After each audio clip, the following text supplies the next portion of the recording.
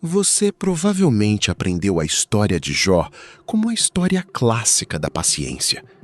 O homem que perdeu tudo, sofreu em silêncio e permaneceu fiel até o fim. E existe verdade nisso, claro. Mas essa versão é limpa demais para um texto tão brutal. Porque a história de Jó não é apenas sobre paciência. É sobre desintegração. É sobre o que acontece quando a estrutura que sustentava sua vida inteira desaba de uma vez e você é forçado a descobrir se sua fé era um abrigo real ou apenas uma arquitetura bonita erguida em tempos estáveis. Jó não perturba porque sofreu. Jó perturba porque nos obriga a olhar para o momento em que a dor não atinge só circunstâncias. Ela invade identidade, linguagem, percepção e sentido. E é isso que torna essa história tão profundamente humana. Antes de qualquer resposta, antes de qualquer restauração, existe um homem sentado nas ruínas da própria existência. O tipo de ruína que não cabe em frases prontas. Em um momento, Jó era a imagem de ordem, estabilidade, honra, família, prosperidade, reverência. No seguinte, ele se torna quase irreconhecível. E talvez esse seja o primeiro choque psicológico da narrativa. A velocidade com que a vida pode sair do eixo. A mente humana gosta de acreditar que o sofrimento vem em etapas administráveis, que haverá tempo para se adaptar, compreender, processar. Mas às vezes a dor chega como colapso, não como transição. E quando isso acontece, o coração não entra apenas em tristeza, ele entra em suspensão. Imagine a cena, não como símbolo distante, mas como experiência sensorial. Poeira no ar, notícias sucessivas entrando sem espaço para respirar entre uma e outra, perda sobre perda, golpe sobre golpe. Antes que o corpo assimile um dano, outro já se impõe. É quase possível sentir a mente tentando organizar o caos e fracassando. Porque existe um limite para aquilo que o pensamento consegue integrar em tempo real. Depois de certo ponto, você já não está entendendo, está apenas sendo atingido. E é por isso que Jó é tão real. O texto não descreve uma dor romântica, descreve o tipo de devastação que faz o mundo perder contorno, em que o absurdo parece maior do que qualquer explicação imediatamente disponível. A grande pergunta da história não é apenas por que coisas ruins acontecem. É algo mais íntimo e mais violento.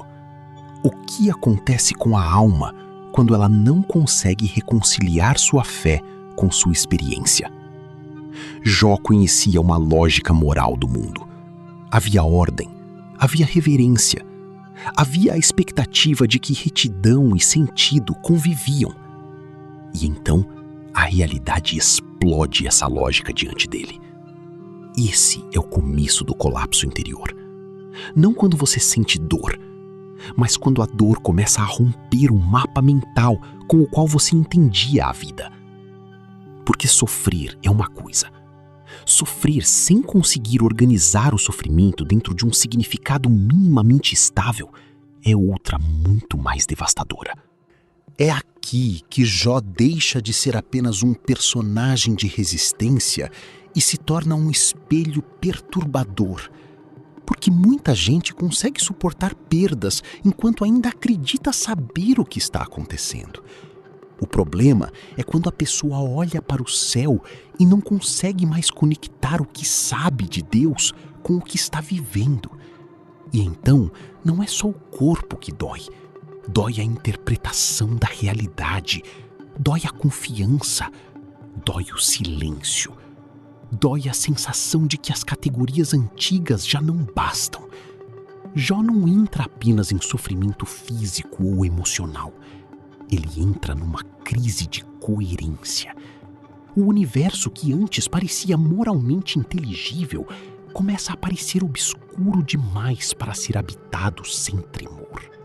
Repare como a narrativa não transforma Jó em máquina espiritual. Ela permite que ele desça às zonas mais densas da dor humana. Ele lamenta ter nascido. Ele amaldiçoa o dia de seu nascimento. Ele fala como alguém esmagado, não só pela perda, mas pela continuidade da própria existência. E isso é decisivo, porque mostra que a Bíblia não trata a dor profunda como simples falta de fé. Mostra que existem momentos em que a alma não está escolhendo o pessimismo. Ela está tentando sobreviver ao peso de continuar respirando quando tudo que a fazia reconhecer a própria vida parece ter sido arrancado. O que emerge em Jó não é rebeldia barata, é desespero articulado. E talvez esse seja um dos pontos mais fortes da história. Jó continua falando. Ele não desaparece em mutismo absoluto. Ele argumenta, protesta, pergunta, geme, busca linguagem para um sofrimento que não cabe na linguagem comum. Psicologicamente, isso importa muito. Porque uma alma em colapso geralmente oscila entre duas tentações: o silêncio morto e a explosão caótica. Jó, de algum modo, permanece numa terceira via, mais difícil. Ele transforma a dor em fala dirigida. Mesmo quando confuso, ele ainda fala para Deus, sobre Deus, diante de Deus. Isso não resolve o sofrimento, mas impede que a dor se torne apenas matéria fechada dentro dele. Ele sofre em relação, não apenas em isolamento. Os amigos de Jó tornam tudo ainda mais revelador, porque eles representam uma reação profundamente humana ao sofrimento alheio, a necessidade desesperada de tornar a dor explicável para não ter que encarar seu mistério. Eles oferecem fórmulas, causalidades, suspeitas morais, pequenas arquiteturas de controle. Em essência, dizem: isso precisa fazer sentido dentro de um sistema que eu conheço. E se faz sentido dentro do meu sistema, então o universo ainda é seguro para mim. Esse é o problema. Às vezes, as pessoas não interpretam sua dor para te consolar. Interpretam para se proteger do medo de que a vida possa realmente ser mais instável, mais silenciosa e mais complexa do que gostariam de admitir. Jó rejeita isso. E essa rejeição é central. Ele não aceita uma explicação só porque ela é arrumada. Não aceita que sua dor seja reduzida a uma equação moral conveniente. Isso o torna espiritualmente desconfortável e psicologicamente honesto. Porque em momentos de colapso existe uma pressão enorme para fingir entendimento antes do tempo, para dizer: está tudo certo, há um motivo claro, eu já entendi o que Deus quis fazer, quando na verdade o interior ainda está em pedaços. Jó não faz isso. E essa talvez seja uma de suas formas mais profundas de fé. Ele se recusa a mentir sobre o tamanho da própria dor para preservar uma versão artificial de estabilidade espiritual. Há algo de quase insuportável em assistir a mente de Jó tentar preservar dignidade enquanto tudo dentro dele desaba. Ele não quer abandonar Deus, mas também não quer negar a própria experiência. Ele não quer romper com o sagrado, mas também não consegue encaixar o sagrado em respostas rasas. Essa tensão é o coração da história. Jó vive o conflito entre fé e desorientação sem resolver o problema rápido demais. E isso é raro, porque muitas pessoas, diante da dor, escolhem um atalho. Ou negam a realidade para proteger a fé, ou abandonam a fé para proteger a realidade. Jó, ao contrário, permanece entre as duas coisas, rasgado por ambas. E é exatamente por isso que sua história fala tanto sobre colapso interior. O colapso nem sempre parece histeria visível.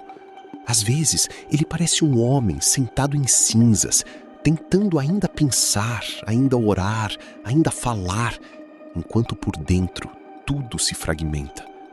O corpo adoece, a reputação muda, os vínculos se alteram, o ambiente ao redor já não devolve a mesma identidade. E então, a pessoa se vê diante de uma pergunta assustadora: quem sou eu quando tudo o que costumava confirmar quem eu era desaparece? Jó não perde apenas bens, filhos e saúde. Ele perde os espelhos normais que devolviam uma sensação de continuidade à sua existência.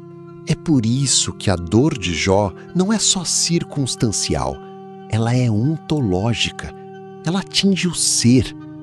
Quando a narrativa o mostra raspando a pele, sentado entre cinzas, a imagem é quase intolerável, porque simboliza mais do que sofrimento físico. É um homem reduzido ao limite, sem ornamento, sem prestígio, sem explicações, quase sem pele simbólica para se proteger do real. Toda a história empurra Jó para um confronto radical com a própria finitude e com a impossibilidade de controlar o sentido da vida. E esse é um dos lugares mais difíceis para a mente humana habitar. Não apenas a dor, mas a percepção de que você não domina a moldura final dentro da qual essa dor se encaixa. Quando Deus finalmente fala, a resposta não vem na forma que muita gente gostaria. Não vem como uma explicação detalhada, lógica e satisfatória do sofrimento. Vem como deslocamento, como ampliação, como exposição da pequenez humana diante de uma realidade que excede sua capacidade de enquadramento. E isso é psicologicamente fascinante, porque mostra que nem sempre a cura do colapso vem por compreensão total. Às vezes, ela vem quando a alma percebe que não pode carregar o peso de exigir do universo uma transparência que ele nunca prometeu entregar. Não é que a dor deixe de doer, é que o eu deixa de se colocar como medida final de tudo o que deveria ser explicado. Isso não anula a dor de Jó. Não transforma sua história em valeu a pena sofrer de maneira simplista. O livro não é um cartaz motivacional. Ele continua estranho, pesado, quase ofensivo em certos momentos. Mas talvez justamente aí resida sua grandeza. Jó revela que fé verdadeira não é ausência de colapso, nem serenidade constante, nem discurso impecável diante da tragédia. Fé verdadeira, nesse livro, às vezes se parece com continuar voltado para Deus, mesmo quando sua mente já não consegue organizar o mundo como antes. Não é calma o tempo inteiro. É permanência ferida. É relação mantida no meio da ruína. Então, a história de Jó revela algo imenso sobre dor, fé e colapso interior. Ela mostra que a dor pode desmantelar certezas sem necessariamente destruir a possibilidade de encontro com Deus. Mostra que fé não é o mesmo que explicação. Mostra que a alma pode atravessar confusão, lamento, revolta, exaustão e ainda assim não ter abandonado o essencial. Jó não é exemplo porque sofreu bonito. Ele é exemplo porque se recusou a trocar a verdade da própria dor por uma versão falsa de paz. Porque permaneceu em diálogo quando seria mais fácil dissolver-se em cinismo ou em slogans vazios. Porque suportou o escândalo de não entender tudo, sem transformar isso em indiferença absoluta. No fim, talvez a revelação mais profunda da história de Jó seja esta. O verdadeiro oposto da fé não é a pergunta, mas o fechamento. Jó pergunta, protesta, chora, se desmonta, mas continua voltado, continua em relação, continua se debatendo dentro do espaço da presença, mesmo quando não sente consolo algum. E isso é uma forma de fé muito mais madura e muito mais terrível do que a maioria imagina. A história de Jó não nos promete uma vida sem colapso. Ela nos mostra que, às vezes, o colapso é precisamente o lugar onde a fé deixa de ser decoração moral e se torna encontro nu, sem garantias fáceis, sem respostas rápidas, sem conforto superficial. Jó não revela apenas como dói perder tudo. Ele revela como a alma pode continuar buscando Deus, mesmo quando já não consegue reconhecer a própria voz no meio das cinzas.